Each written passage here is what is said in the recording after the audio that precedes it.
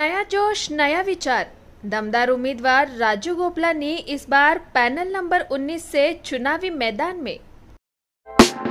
Imagine walking into your dream space every day. We bring your vision to life and create spaces that inspire. So design your dream and live your best life. Discover the art of modern living with Spacecraft Interiors. Your space, our craft. Daily page Ulhasnagar, हमारी खबरें हमारी पहचान। अगर panel को सुंदर banana है तो इस बार मनपा चुनाव में नए चेहरे को लाना है।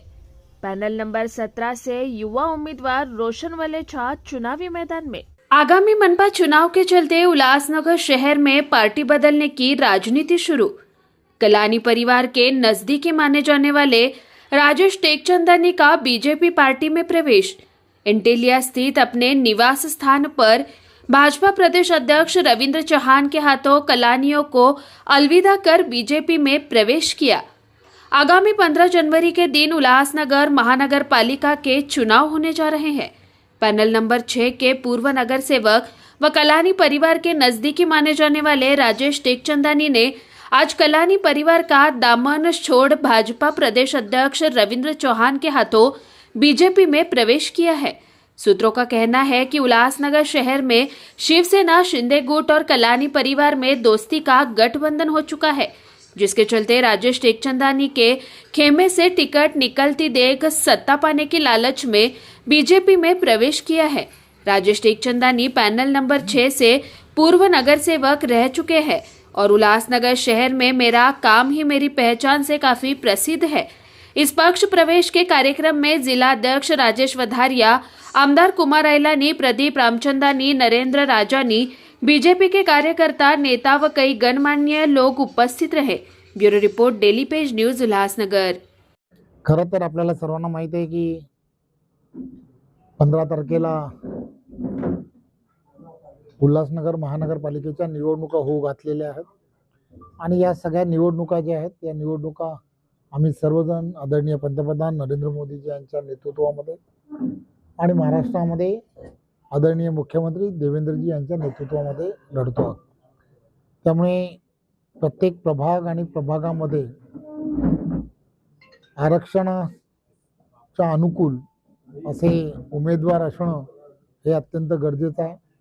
भारतीय जनता पार्टी आणि भारतीय जनता पार्टीचे सर्व पदाधिकारी बूथ लेवलवरती काम करतात, परंतु काही भागांमध्ये आपल्याला माहीत आहे की पूर्वीपासून काम करणारे असे काही कार्यकर्ते हे इतर पक्षामध्ये गेल्यामुळे फार मोठी त्या भागांमध्ये उमेदवार म्हणून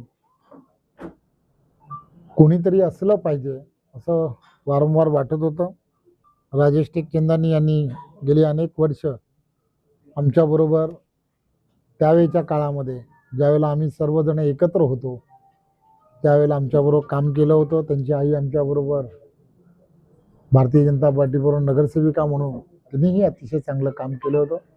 त्यामुळे या प्रभागामध्ये आदरणीय जिल्ह्याचे अध्यक्ष असतील, आमदार असतील, या सर्वांनी असा निर्णय केला की त्या भागामध्ये राजेश टेकचंदानी आणि त्यांचा परिवार त्यांनी केलेली जी जनतेची सेवा आहे त्यामुळे त्यांना घेऊन आपण पक्षप्रवेश करावा आणि आज म्हणून त्यांचा पक्षप्रवेश त्यांच्या पूर्ण कुटुंबियांसह आज केलेला आहे।